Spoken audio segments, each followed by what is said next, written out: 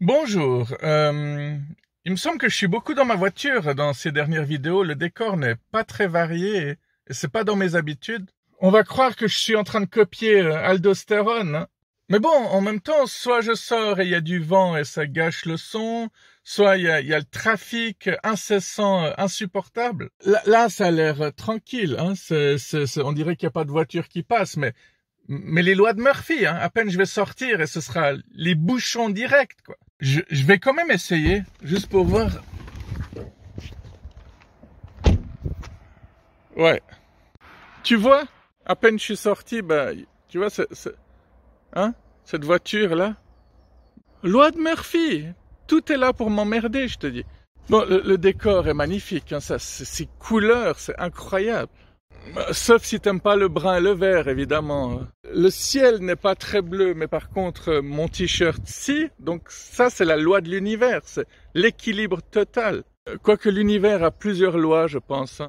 Alors ça arrive très souvent que mes intros n'aient absolument rien à voir avec le reste de la vidéo parce que elles sont pas préparées, elles sont totalement spontanées.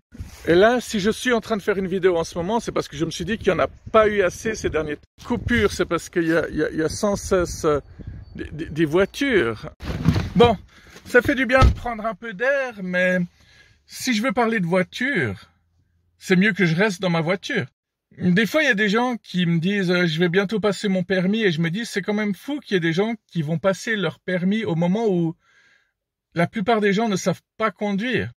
Oui, parce que c'est pas parce que tu as ton permis que tu sais conduire, c'est pas parce que tu conduis tout le temps ultra vite que tu sais conduire. Non, parce que dans ce cas, si tu prends le problème à l'envers, ça voudrait dire que les gens qui conduisent prudemment ne savent pas conduire et ça fait aucun sens. Je pense qu'un des trucs fondamentaux, un truc fondamental, j'en sais rien. Je pense qu'une chose fondamentale est le fait que les gens ont des voitures de plus en plus puissantes, donc ils se rendent même pas compte qu'ils vont ultra vite. Donc si un animal ou un gosse qui apparaît, il se fait pas juste tuer, il se fait éclater, exploser. Bon, en même temps, si un gosse qui apparaît sur l'autoroute, c'est peut-être que ses parents se sont arrêtés sur une aire d'autoroute et qu'à un moment donné, la mère a commencé à regarder partout en disant « Tommy, oh, il est où Tommy? Oh, Tommy a disparu, mon Dieu !» Et le père, en parlant de son gosse de 4 ans, il va dire « Mais t'inquiète, c'est un homme, il est assez grand, hein. » Bref, tu vois la photo, hein. C'est marrant, là. Toutes les voitures qui passent, elles me regardent toutes. Enfin, c'est pas les voitures qui me regardent, mais les personnes à l'intérieur, hein. C'est une métonymie, hein. Est-ce que c'est une métaphore? Je sais plus. Métonymie, c'était le contenant pour le contenu, donc ouais, ça doit jouer, quoi. De toute façon, on s'en fout. Il y a que les profs de français qui vont emmerder avec ce genre de détails. Puis les profs de français, c'est quoi? C'est des écrivains ratés qui ont jamais eu de best-seller. Non mais je suis fasciné par la route parce que là, ok, j'ai changé de voiture il y a quelques semaines, mais je me rends compte que la Honda que j'avais avant n'arrivait pas vraiment à tirer à 120 à l'heure facilement. Pourtant, j'adore les japonaises, hein, les Honda, les Toyota en général, t'as aucun problème de moteur avec. Mais elle était quand même vieille, elle datait de 2005, je crois, ma dernière voiture. Et du coup, maintenant que j'ai une voiture beaucoup plus puissante, il m'arrive régulièrement de rouler facilement à 120 km à l'heure, mais même sur des routes à 100 km à l'heure, il y a des voitures qui me dépassent à fond la caisse, ce qui signifie que eux, ils sont à 140 km sur des routes à 100. Je suis désolé, mais ça veut pas dire savoir conduire. C'est juste être un dangereux débile. Attends, on n'a pas le droit de dire débile. C'est aussi un mot qui est censuré, non? Mais qu'est-ce qu'on a le droit de dire encore? Je sais que même le mot sexualité est censuré maintenant.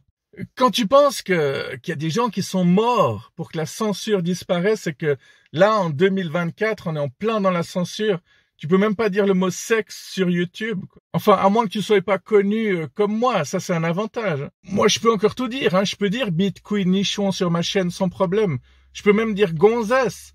Pas comme les profs de français qui ont la soixantaine et contre qui on porte plainte parce que ces jeunes, ils supportent rien, quoi. Je suis fasciné par les combats que veulent mener les jeunes aujourd'hui, hein. Ils veulent prouver que tous les siècles passés étaient racistes, mais je sais pas, t'as pas de l'énergie à mettre ailleurs, hein. Fini de penser au passé, pense un peu à ton avenir, espèce de gros glandeur. Je veux rétablir la justice, je déteste l'injustice. Moi aussi, je déteste l'injustice. Mais il y a des combats qu'on peut plus mener, quoi. Tu vois, Vincent Cassel, il a dit un truc très très juste. Il a dit qu'un truc comme TikTok, par exemple, c'est de l'information rapide. Donc voilà, les gens ils ingurgitent ça, mais chaque information qu'ils reçoivent, ils se posent pas la question de qu'est-ce qui s'était passé 50 ans auparavant. Ouais, parce que l'histoire, c'est quand même important, quoi.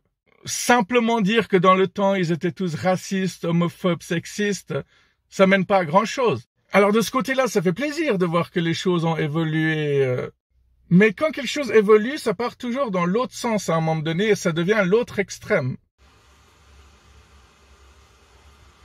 C'est fou tous ces délires que je peux avoir seul, avec moi-même, dans ma voiture. Là, je me suis simplement arrêté, prendre un peu d'air, et je me suis dit, voilà, je pourrais faire une vidéo, je savais pas du tout de quoi j'allais parler. Mais ça vient naturellement, et comme j'ai l'esprit qui part en étoile, chaque idée me donne 5 autres idées. Donc oui, je pourrais faire des vidéos d'1 heure, mais il y a personne qui les regarderait. L'autre jour, j'ai demandé à une jeune femme si elle aimait bien lire, elle m'a dit que oui. Alors, je lui ai dit que j'avais écrit un texte et je lui ai demandé si elle avait envie de le lire. Alors, elle m'a demandé, est-ce que ton texte est féministe? Je lui ai répondu, non, pas vraiment. Du coup, elle me fait, ah, parce que moi, je suis féministe. Et automatiquement, je me suis dit, bon, le texte va pas lui plaire. Ensuite, elle m'a posé une deuxième question. Elle m'a dit, si tu devais donner une couleur à ton texte, ce serait quoi comme couleur? Je lui ai répondu, orange. Elle m'a dit, ah ouais, non, alors j'ai pas envie de lire ton texte parce que le orange, c'est une couleur que je déteste. Mais c'est vrai que c'est de l'argument, ça. Au moins, tu peux discuter des heures avec ce genre de personnes, quoi.